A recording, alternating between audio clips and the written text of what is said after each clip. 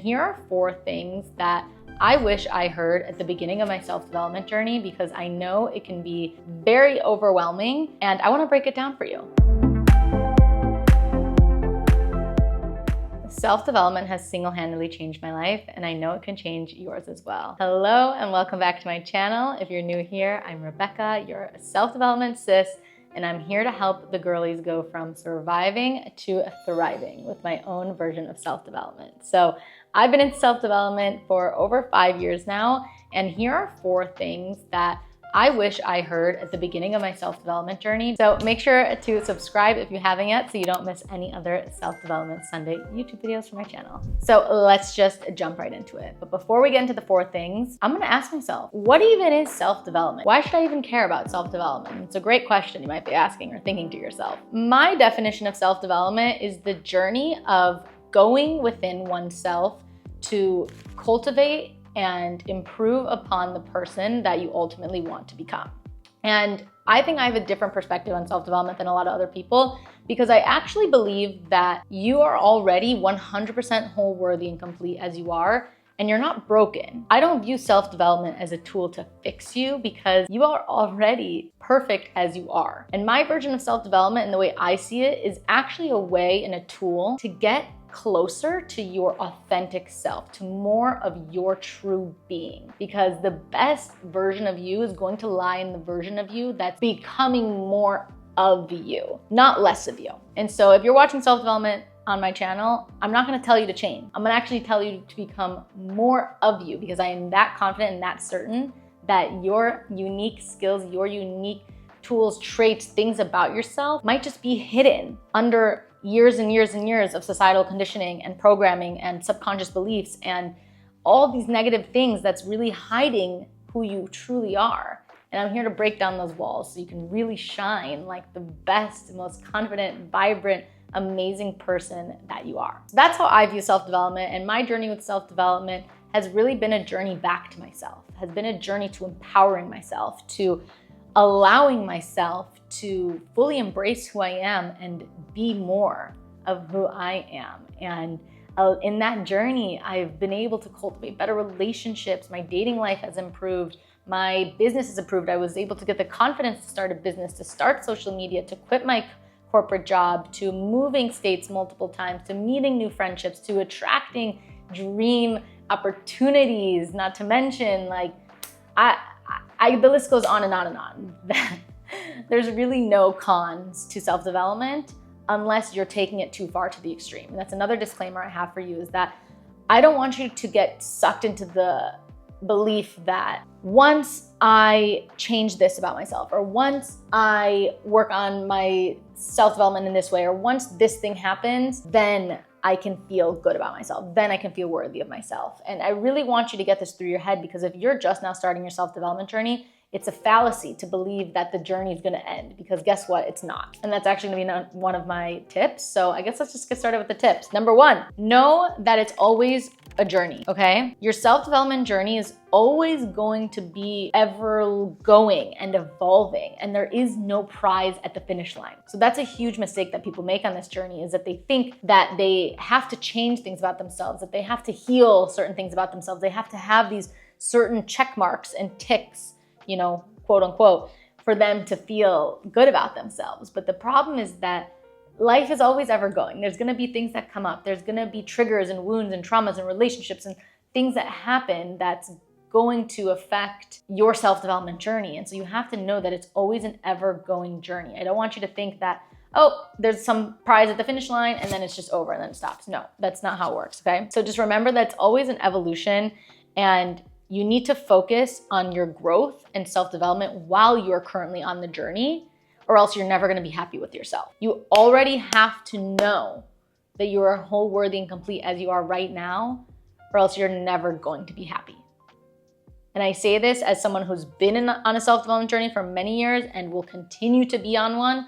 I'm happy as I am now, as I know I will be later on down the road as my journey continues. So you must know it's always a journey, and you have to be happy with where you are right now. I don't want you to fall into the trap that it just ends one day, because it doesn't really. Number 2, something I wish I knew sooner when I came to self-development is that a lot of the self-development work that I've done and things that have helped me has come from spending a lot of intentional alone time. This is coming from somebody who used to never be able to spend time alone. I always needed to be around people. I always needed to be bombarding myself with the next thing. And what I didn't realize was that I was actually distracting myself from myself by constantly being around other people, by constantly going here and running there and being busy and doing this thing and focusing my energy on that person and hopping from relationship to relationship. Like, the fact that I never spent any time alone was not gonna help me on my journey. And so once I decided, I didn't really decide, to be honest, I was kind of forced into it. COVID hit, I had to move back from college into my parents' house. I got broken up with. I was surrounded by nobody. Like, I was forced to spend intentional alone time. And that's when I really realized the power of intentional alone time. And now I'm at a point where I'm like, I love my alone time. I crave it and I need it because I know how powerful it is. The one you can actually hear your inner voice, you can listen to your intuition, you can do the inner work, you can spend time with yourself, you can journal, you can meditate, do whatever you want. Honestly, even if you just want to sit there, like, just spend time alone and be intentional about it, because that is how you listen to your inner voice. And that's how your inner voice can come up more so that it can guide you on your self-development journey. And if you're constantly distracting yourself with other people or other things, you're gonna have a harder time with it. Number 3, start learning and start getting curious. Yes, it is so important on your self-development journey to learn. And I think that's the biggest thing that's helped me, was reading the books, learning about self-help books. Before I started my journey, I had no idea what even a self-help book was. And once I started, I was like, damn, this is so cool. Like, I can learn more about myself. I can learn more about this subconscious mind, about this thing, about that thing. And if you want to know more about actual specific book recs, I have a video on my page that I did just post recently. But in general, you're gonna wanna get curious. You're gonna wanna ask yourself certain things. You're gonna want to listen to new podcasts, to just feeding your mind with the right stuff. And I'm not here to tell you exactly what that right stuff looks like for you. There is no right or wrong answer, but I want you to get curious in your own life. If you're struggling in your dating life, how can you seek out mentors or therapists or books or podcasts on people who talk about healthy dating advice? If you're struggling with your confidence and your body image, how can you start finding tools that help you feel better about yourself and the way you look? If you're struggling with your work, like, there's going to be a plethora of resources for you out there. You just have to maybe get a little bit uncomfortable and start learning and reading and listening and spend some time doing so. Because if you don't, you're just going to spend every day on autopilot, kind of thinking the same thoughts and doing the same things and not really being conscious of the things that you need to work on and the things you need to grow and learn on. So get curious, get learning, read the books, do the things. That was super, super helpful for me personally. And last tip, number 4, take accountability. If you want to go on a self-development journey, if you're just starting, or even if you're already on it, it's gonna be pretty hard for you if you are choosing to play the victim card in your life, okay? You need to be taking accountability for the good and the bad. Everything that you're seeing in your life is a reflection from your inner world. I know it's a tough pill to swallow, but let me tell you, the second I started getting real with myself and I looked at myself in the mirror and I said, okay, Rebecca, what do I not like in my life? What am I not happy with? What can I improve? What is not good for me? What am I just settling on? What is actually my fault? What am I doing to perpetuate this problem? That is when everything started to shift, because the second you take ownership of your life is the second you can start to steer the ship in the right direction. But if you're not even being honest with yourself and you're not taking accountability and you're playing victim card and you're saying it's this person's fault and that person did this and this was how I was raised and I'm just like that, so that's it.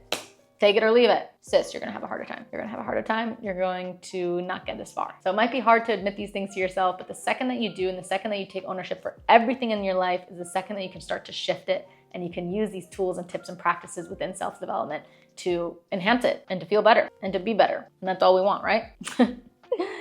So that is it for my 4 tips on what to do if you're just starting your self-development journey in Self-Development 101. I am so grateful that you listened and you watched this episode. Not this episode, this YouTube video. I'm thinking about my podcast, which I have a podcast, by the way. I will link it in the show notes if you want even more from me. But let me know what else you want on my channel. Put it in the comments below, and I'm sending all my love. Mwah.